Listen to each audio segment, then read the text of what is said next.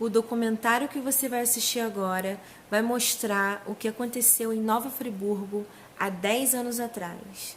Nessa segunda-feira, dia 11 de janeiro de 2021, completa 10 anos da grande tragédia, de uma das piores tragédias climáticas que aconteceram na região serrana. E 3 cidades foram as mais atacadas, que foi Nova Friburgo, a minha cidade, Teresópolis e Petrópolis, deixando mais de 14 mil pessoas desabrigadas e milhares de mortos.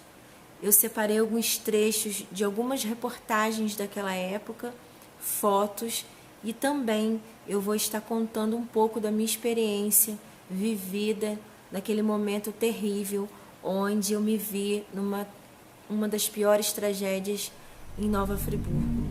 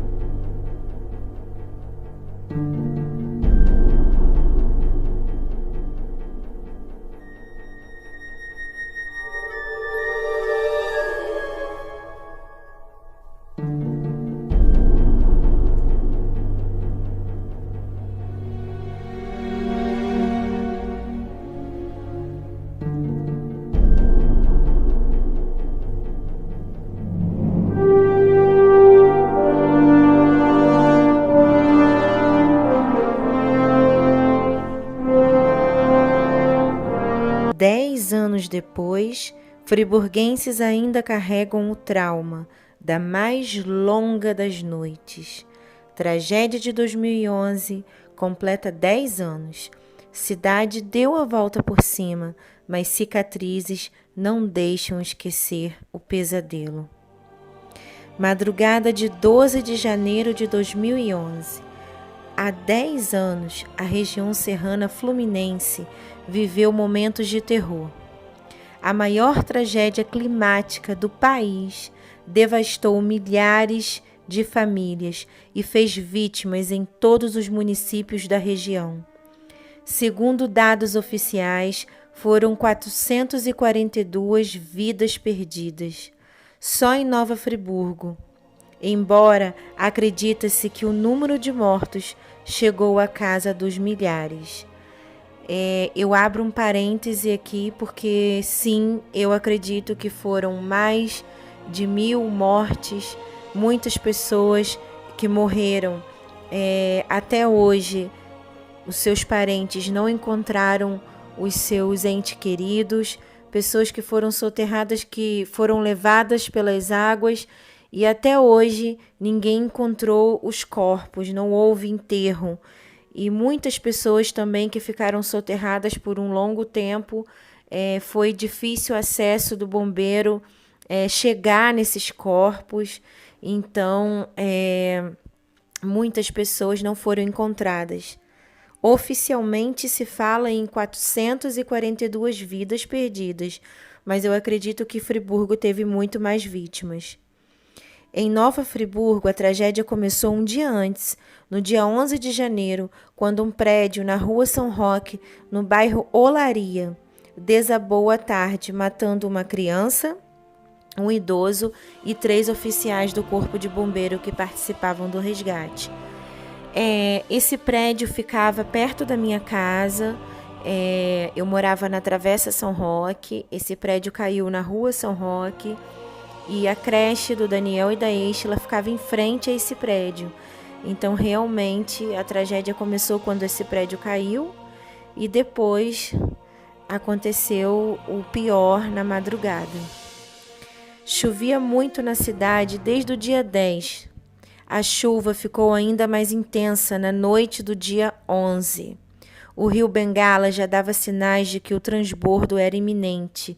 Em diversos pontos da cidade, como na altura do Nova Friburgo Country Club e no Paissandu, as ruas estavam alagadas. As fortes chuvas que invadiram a madrugada deram início a uma série de deslizamentos em praticamente todos os bairros da cidade. A tensão, o medo, o desespero estavam estampados no rosto de cada friburguense à medida que os eventos catastróficos iam acontecendo. Pela manhã, aqueles que moravam em bairros mais afastados, aos poucos que não sofreram as consequências da chuva, não tinham noção do ocorrido. A cidade amanheceu sem luz, sem sinal de telefonia móvel, sem internet. Ainda assim, moradores dessas regiões seguiam sua rotina matinal e só foram tomar conhecimento da gravidade dos acontecimentos quando chegaram próximo à região central. No caminho encontraram lama, árvores caídas, carros soterrados, postes caídos, residências atingidas e um prédio residencial no centro da cidade, parcialmente destruído e que tornou-se um dos símbolos daquele momento junto à Praça do Suspiro, coberta por uma avalanche de lama e entulhos. Hoje, um dos exemplos da reconstrução da cidade.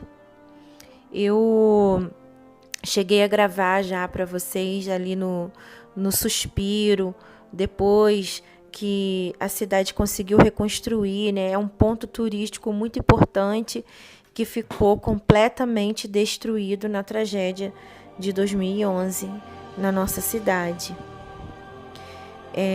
Eu quero falar agora para vocês sobre os heróis, né? Não podemos deixar de falar sobre o Corpo de Bombeiro, como eles lutaram para salvar vidas, para poder fazer o que eles podiam fazer, o que estavam ao alcance. E alguns até perderam suas vidas tentando salvar vidas. A meta de salvar vidas a qualquer tempo e em qualquer situação não está apenas na nossa farda, disse um bombeiro, mas principalmente no nosso sangue.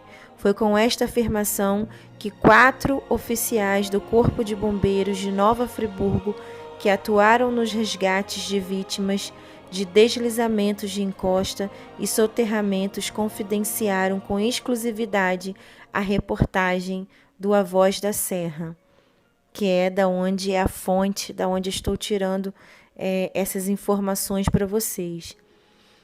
À época foram ouvidos os sargentos Joaquim Santana, Rogério Faria, o cabo Ronaldo Lopes e o tenente Paulo Elias, do Grupamento de Bombeiros Militar, sob o comando do tenente-coronel Luiz Emanuel Palência. Esses oficiais que deixaram seus entes queridos se arriscaram em meio a deslizamentos de terra para salvar vítimas do desastre e resgatar corpos, colocando suas próprias vidas em risco. Também se emocionaram, sofreram com as perdas nas próprias famílias e tiveram a terrível dor de atuar e acompanhar o resgate dos corpos dos colegas de trabalho soterrado no deslizamento da rua Cristina Ziede, no centro. Foi aonde aconteceu quando caiu o prédio, metade do prédio, né? Os bombeiros foram soterrados ali, infelizmente, perderam suas vidas, sendo que esses bombeiros tinham passado a parte da tarde até a noite socorrendo as pessoas na Rua São Roque. E quando eles acabaram de trabalhar ali, onde caiu o prédio, eles sofreram esse acidente lá no centro e, infelizmente, quando metade do prédio caiu, eles foram soterrados.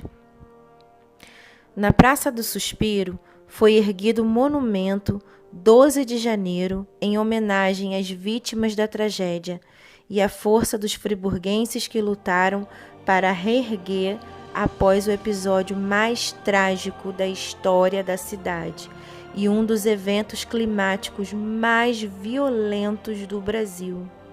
A iniciativa foi do Grupo Arte, Movimento e Ação. A estrutura de concreto tem ainda esculturas em ferro que simbolizam uma família facilitando o voo de uma fênix, representando a volta por cima dos friburguenses após luto e dor. No monumento é comum depositar flores em homenagem às vítimas fatais da fatídica tempestade.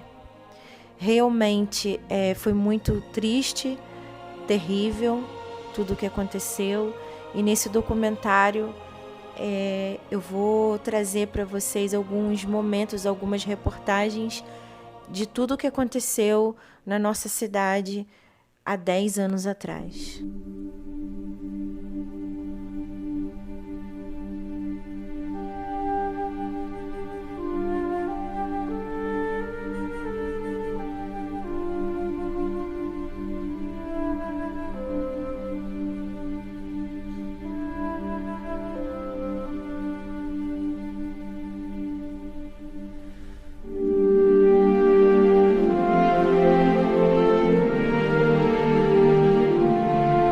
Nesse momento, a vida na cidade é muito difícil. Muitas ruas estão cobertas de lama, falta luz em muitos bairros, os telefones não funcionam direito e o abastecimento de água foi interrompido em Nova Friburgo. Rodeada por montanhas, Nova Friburgo viu o clima de cidade pacata desaparecer frente à violência das águas. A Praça do Suspiro, um ponto turístico da região, ficou debaixo de lama. Por trás do teleférico, a terra descia sem parar. O que se vê desta casa soterrada é quase nada. O rio Bengalas transbordou e alagou todo o centro. A piscina e a quadra deste hotel desapareceram. A avenida principal virou uma alameda de água e barro. Carros, caminhões e ônibus ficaram submersos. Nem os bombeiros conseguiram passar para socorrer as vítimas. A força da correnteza impressionava. Moradores ficaram isolados, sem saber o que fazer. Alguns preferiram o meio da rua. Do outro lado da cidade, bombeiros atendiam a um chamado quando uma encosta desabou. O carro de resgate ficou embaixo de terra e entulho. No momento do deslizamento, 3 bombeiros morreram. Todos se uniram na tentativa de encontrar sobreviventes. Com os principais acessos a Nova Friburgo interditados, a equipe do repórter Tiago Eltz só conseguiu entrar na cidade por terra no fim da manhã. Ele conta o que viu desse cenário de destruição. Só à tarde foi possível chegar de carro a Nova Friburgo e a estrada já dava sinais da destruição que iríamos encontrar. Mas só no centro da cidade a tragédia foi tomando forma. Prédios inteiros e casas vieram ao chão. A lama desceu das encostas dos morros e arrastou tudo pela frente. Nesse ponto, 7 casas grandes de 2 e 3 andares foram derrubadas. Um prédio e parte de outro também ruíram. Nesse momento, os próprios moradores aqui encontraram sinal de vida. Não, calma aí. Eles pedem calma. Estão chamando os bombeiros, porque aqui, nesse momento, trabalhando aqui agora, só tem moradores. Eles estão pedindo a ajuda dos bombeiros agora. Ambulância! Com as mãos, os vizinhos tentam retirar o entulho numa busca esperançosa, mas difícil. Agora os primeiros 2 bombeiros chegando aqui, onde os moradores parecem ter encontrado um sobrevivente. Vem não, por favor. Vem não.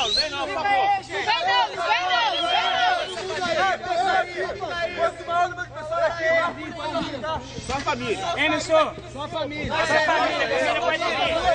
Só a família. Mas a pessoa encontrada não resistiu. E aqui encontramos bombeiros com a difícil tarefa de procurar colegas nos escombros. Nesse ponto aqui onde nós estamos, ficava uma rua.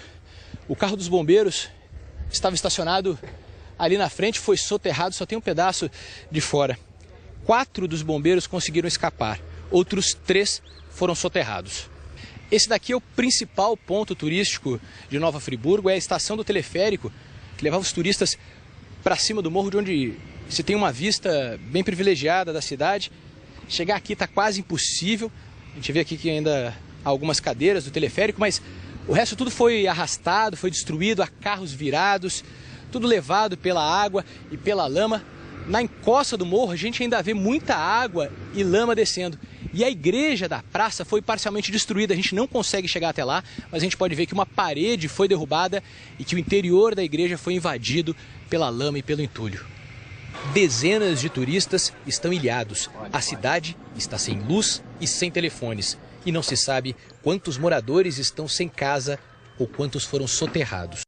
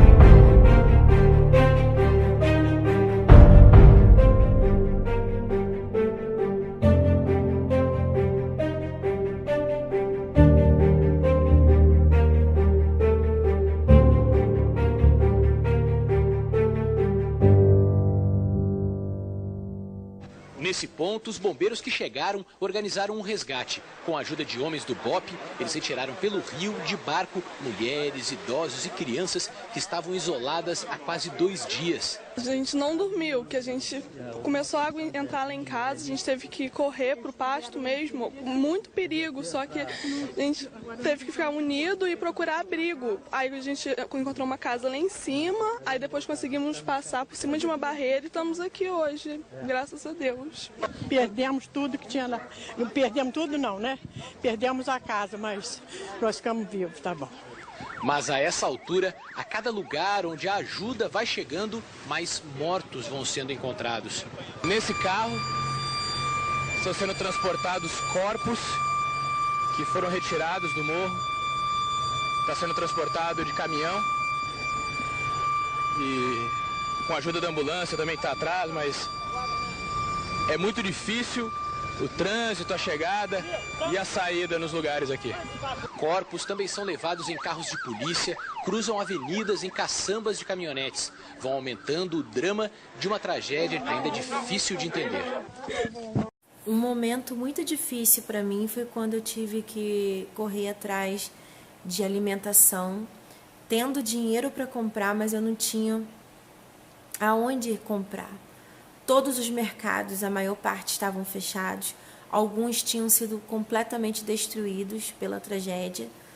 E o pouco que tinha aberto eram filas enormes para você conseguir entrar. E quando você conseguia, nem sempre você conseguia encontrar aquele produto que você queria, porque as pessoas estavam desesperadas, tirando tudo da prateleira, pegando tudo quanto é vela, porque a gente estava sem luz, água, comida, então era fim do mundo. Você entrava no mercado e não tinha mais nada. E eu tinha enfrentado uma fila muito grande para poder conseguir leite para Daniel e Eixla, porque Daniel era um bebê, ele mamava, Eixla tinha 2 anos e mamava. E uma cena muito marcante para mim foi o desespero quando eu consegui entrar dentro do mercado, as pessoas correndo, gritando, e eu falei, meu Deus, não tem leite para os meus filhos, não tem. Aí eu corri para um corredor, todo o leite em pó tinha acabado, não tinha nenhuma caixa de leite, e eu sabia que eu só tinha mais uma caixinha em casa e que 2 crianças precisavam mamar. Eles comiam, né? A Eixla comia comida, mas o Daniel não, o Daniel só mamava. E eu fiquei muito desesperada, eu comecei a gritar e eu comecei a chorar e eu me ajoelhei nos pés do gerente do mercado Cavalo Preto, em Olaria. E eu falei, pelo amor de Deus, me arruma um leite para os meus filhos. Eu tô te implorando, eu tenho 2 crianças que mamam, por favor, pelo amor de Deus. E eu chorando, eu segurei assim nos pés dele, de joelho, implorando. Eu com dinheiro, mas eu não tinha onde achar. Eu sabia que eu não ia encontrar em outro lugar, porque estava tudo fechado. A minha cidade estava completamente destruída. E aquele homem, me vendo chorar, mandou vir água com açúcar, mandou buscar 2 caixas de leite fechada. Uma eu paguei e a outra ele me deu. Eu ganhei uma caixa fechada com 12 leites. E ele viu todo o desespero que eu fiquei pelos meus filhos, sabe? Arroz, feijão, macarrão tinha em casa. Carne, a gente perdeu tudo, porque acabou a luz, então a gente ficou um bom tempo sem luz, 2 dias praticamente sem luz, em Olaria. Então a gente ficou, não se preocupava com isso, a gente se preocupava só com o básico, e nem o básico a gente tinha. Então foi muito difícil para mim, eu tive que me humilhar e gritar e chorar, e implorar por uma caixa de leite. Se eu perdi alguém nessa tragédia, sim, eu perdi. Perdi vários amigos, perdi uma amiga que estudou comigo desde a 5ª série.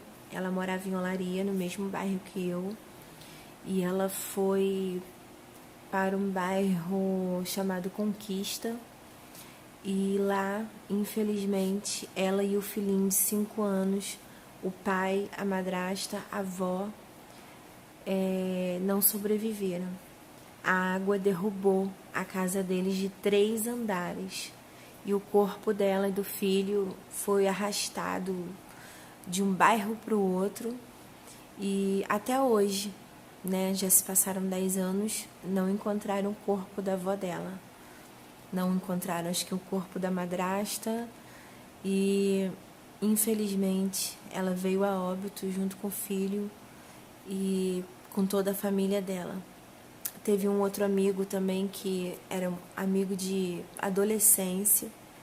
Ele e a esposa dele não tiveram sorte também. Ele tirando o carro da garagem, ela voltou na casa dela para pegar os documentos e veio a barreira e soterrou ele, a minha amiga e a mãe dela.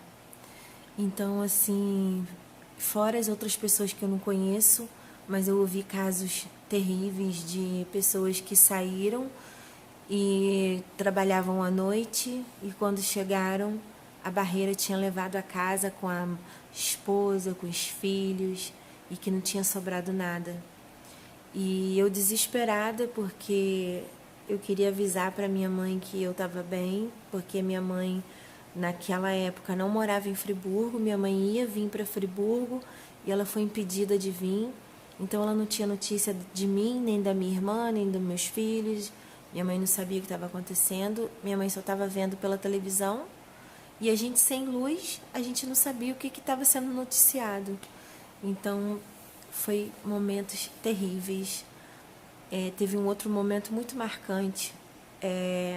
No segundo dia, os caminhões que vinham carregando os corpos das pessoas dos bairros, eram muitas pessoas, então eles pegavam caminhonetes, pegavam um carro que tivesse um lugar para colocar os corpos e vinha todo mundo amontoado e falava, esse aqui é de São Geraldo, esse aqui é do Floresta, esse aqui é de outro bairro. Então, isso me marcou muito também. E o caminhão, vários caminhões com muitos caixões, foi terrível também. Saía um caminhão lotado de caixão, entrava na quadra onde estavam os corpos, saía, entrava outro, saía, entrava outro. Foi uma coisa que me marcou muito também. Chegou um momento que a gente pensou que a gente não ia sobreviver aquilo tudo, porque a gente não sabia se ia passar, como vocês estão vendo aí nas imagens. Realmente, o que aconteceu foi muito grave. Eu fiquei traumatizada, eu tive problemas psicológicos. Até porque eu tive que entrar na quadra onde estavam os mortos, porque naquela época eu estava com o pai da Ashley e do Daniel e a tia dele estava desaparecida, a gente não tinha notícia, e na hora dele entrar para ele ver se a tia estava lá com a família, ele teve um desmaio, não conseguiu. E a mulher falou para mim, ou você entra agora para ver se a família dele está lá, ou eles vão ser enterrados como indigente. Graças a Deus ninguém tinha morrido, mas eu tive que passar por isso, porque a gente não sabia. E como eu gostava muito dela, eu entrei. E a cena, não tenho palavra para descrever para vocês. Muitas pessoas dentro daquela quadra, no chão, famílias inteiras, muitas crianças. As crianças não estavam machucadas, elas pareciam que estavam dormindo. Teve um rapaz que estava perto de mim que eu perguntei para ele, mas eles morreram mesmo? Eles estão dormindo? Ele, não, eles estão mortos, mas Deus, ele poupou que aqueles corpos das crianças, pelo menos das crianças, não ficasse desfigurado. E os adultos não foi a mesma coisa, os adultos estavam assim terríveis. As pessoas estavam muito machucadas, irreconhecíveis. O rosto muito inchado, roxo. Os adultos estavam muito machucados, todos com roupas de dormir, porque isso aconteceu de madrugada, então as pessoas foram pegas de surpresa e eram cenas assim terríveis. Gente, eu nunca mais vou esquecer. Mas, como eu falei, as crianças não, eu vi muito bebês, crianças que eles não sabiam de que família era, porque foram muitas pessoas atacadas, muitas pessoas atingidas, então eles não sabiam identificar se aquela criança era de tal família. E assim, tinha que ser rápido o reconhecimento, porque senão eles iam ter que enterrar como indigente, porque eram muitos corpos, muitos. Então não tinha como ficar esperando. E são cenas que ficou na minha cabeça. Eu tive que fazer tratamento psicológico por causa disso, porque, nossa, gente, não tem como explicar para vocês o que eu vi naquele dia. O cheiro, meu Deus, como que pode, né? E tudo aquilo, toda aquela cena, toda aquela confusão, graças a Deus, a família dele não estava lá. Então, eu saí de lá e falei que eles não estavam lá. E os corpos estavam separados por bairros. Então, eu fui direto no bairro da tia dele e, mesmo assim, eu tive que ver cenas terríveis, porque também tinham pessoas lá reconhecendo, procurando parentes. O que eu gostaria de dizer para vocês agora? Eu gostaria de dizer para vocês que a minha cidade está em segurança, mas infelizmente pouco foi feito, como eu falei para vocês. Eu tenho muito medo porque todo mundo fala que de 10 em 10 anos acontece uma tragédia e realmente eu tenho muito medo de acontecer tudo que aconteceu, de acontecer uma tragédia pior do que aconteceu a outra. E eu falo para vocês que estão me assistindo, quem tem condições de sair da sua casa, é um lugar perigoso, saia, não se preocupa com bens materiais, não se preocupa com documento, não se preocupa com nada, se preocupa em salvar a sua vida. Muitas pessoas morreram porque estavam procurando documento, porque estavam pegando roupa, porque estavam tirando o carro da garagem e não tiveram tempo de sair, foram soterradas, morreram ali sufocado por causa disso. Então, se você que está assistindo meu vídeo, você estiver em alguma área de risco, eu sei que é difícil falar isso, às vezes você não tem condição de sair, mas vigia, toma cuidado. O primeiro barulho que tiver, a primeira chuva perigosa, sai de casa, larga tudo para trás. O mais importante é a sua vida, é a sua família. Não pensa duas vezes.